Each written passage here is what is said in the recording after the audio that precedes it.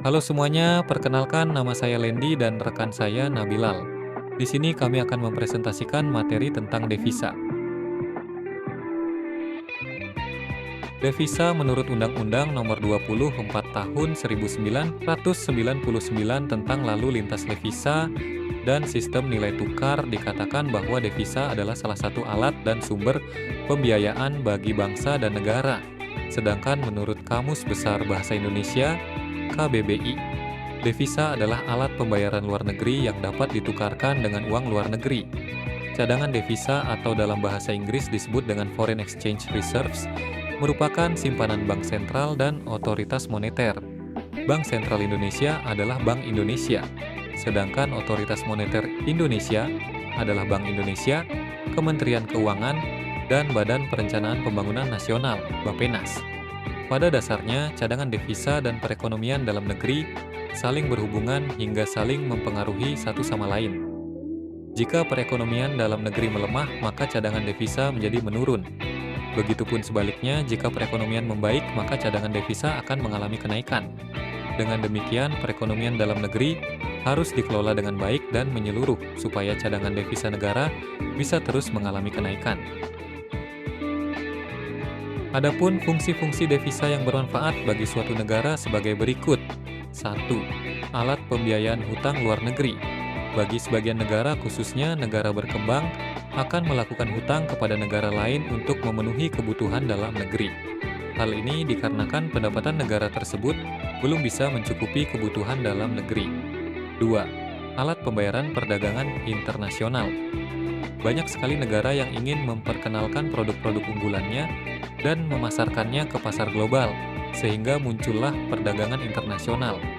Dengan adanya perdagangan internasional, maka pendapatan negara bisa bertambah. 3. Alat pembiayaan hubungan internasional. Setiap negara harus memiliki hubungan yang baik dengan negara lainnya. Hubungan yang baik antar dua negara atau lebih akan memudahkan suatu negara untuk menjalin kerjasama. Keempat, sebagai sumber pendapatan negara. Sebagian besar fungsi devisa ialah digunakan sebagai alat pembayaran dan pembiayaan, mulai dari pembayaran perdagangan internasional hingga pembiayaan untuk menjalin hubungan internasional. Selanjutnya, sumber devisa. Sumber devisa bukan hanya ada di sektor pariwisata, tetapi masih ada sumber-sumber devisa lainnya. Berikut sumber-sumber devisa. 1. Kegiatan ekspor barang dan jasa. Kegiatan ekspor baik barang atau jasa merupakan salah satu sumber devisa yang bisa diandalkan karena dari kegiatan ini akan ada banyak keuntungan yang didapatkan oleh suatu negara, seperti memperkenalkan produk unggulan yang dijual dengan harga yang bersaing. 2. Bantuan luar negeri, pinjaman atau bantuan yang berasal dari luar negeri biasanya dalam bentuk uang karena uang dinilai lebih berarti sebagai sumber devisa negara. Namun, terkadang ada beberapa negara yang mengirim bantuan berupa barang. 3. Pendanaan swasta. Terkadang ada beberapa negara yang menggunakan dana dari swasta sebagai sumber devisa. Sumber devisa yang diberikan bisa berupa uang atau berupa investasi pembangunan, sehingga saat membangun sesuatu maka negara tidak perlu mengeluarkan dana. Salah satu contoh pembangunan yang dilakukan oleh swasta adalah Moda Rata Terpadu (MRT). Selanjutnya, macam-macam devisa. 1. Devisa umum. Devisa umum merupakan devisa yang didapatkan melalui kredit atau kegiatan perdagangan internasional seperti ekspor dan impor, penerimaan modal, pengadaan jasa, dan lain-lain. Druga devisa kredit, kesamaan dari devisa kredit dan devisa umum adalah sama-sama harus mengembalikan hutang, dan yang membedakan dari kedua devisa ini ialah aliran dananya. 3. Devisa negara. Devisa negara adalah devisa yang dimiliki oleh pemerintah suatu negara. Devisa negara didapatkan dari ekspor, pajak, bea masuk, dan lain-lain. Penting bagi suatu negara untuk memperhatikan devisa negara supaya cadangan devisa akan terus ada bahkan meningkat. Cadangan devisa yang terjaga dengan baik maka akan menjaga kestabilan ekonomi negara. 4. Devisa pelengkap. Devisa pelengkap adalah devisa yang dimiliki oleh swasta, tetapi pemakaian devisa ini diawasi dan diatur oleh pemerintah. Biasanya, devisa pelengkap dihasilkan melalui hasil penjualan jasa, falas. 5. Devisa ekspor. Devisa ekspor sama seperti dengan devisa pelengkap, tetapi yang membedakan dari kedua macam devisa itu adalah sumbernya. Sumber devisa ekspor merupakan devisa hasil ekspor barang, visible goods. Devisa ekspor yang digunakan harus sesuai dengan peraturan devisa yang berlaku. Bentuk-bentuk devisa adalah sebagai berikut. 1. Surat-surat berharga.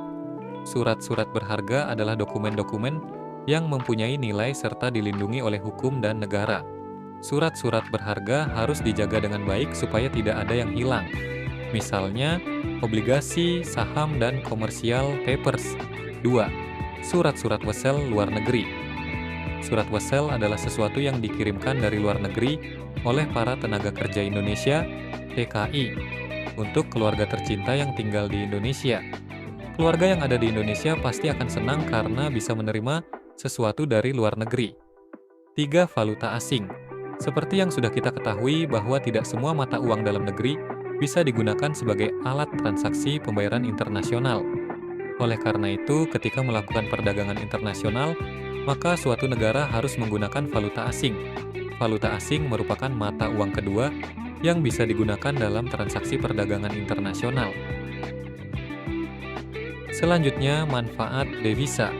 Berikut manfaat-manfaat penggunaan devisa. 1. Dapat digunakan untuk membiayai transaksi perdagangan impor barang dan jasa.